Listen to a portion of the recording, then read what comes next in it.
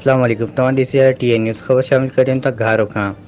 घारो गोलाई वेझो ॻोठ अब्दुलस्तार शेख में शाहिद आफरीदी फाउंडेशन तरफ़ां ग़रीब ऐं मुस्तहक़ खानदाननि में 250 राशन बैग विरहाया विया, जिते ज़िले ठठे जी साहिली पटीअ जे पसमानदा इलाइक़नि केटीबंदा, मीरपुर साकरो, गुलामुल्ला, वर ऐं ॿियनि मक़ामी ॻोठनि खां माण्हू आयल हुआ, जिन में माज़ूर अफ़राद पिणु मौजूदु हुआ ऐं शाहिद आफरीदी फाउंडेशन जे हक़ में दुआ कई वई। शाहिद आफरीदी फाउंडेशन पारां अब्दुल साहब पंहिंजे हथनि सां राशन विरहायो, जॾहिं त समाजी वर्कर इंसान दोस्त मुहब वतन मोहम्मद अली शेख चयो त आउं तमामु घणो शुक्रगुज़ार आहियां त शाहिद आफरीदी फाउंडेशन जो जेके हिन पसमानदा इलाइक़नि में अची ग़रीब, मुस्तकिल, लाचार ऐं बेसहारा माण्हुनि में 250 बैग राशन तक़सीम कया विया ऐं मुश्किल घड़ीअ में असांजो साथ ॾिनो ऐं ग़रीबनि जी चेहरनि ते मुर्क पैदा कई, दुआऊं हासिल कयूं। असीं शाहिद आफरीदी फाउंडेशन जा तहे दिलि सां शुक्रगुज़ार आहियूं।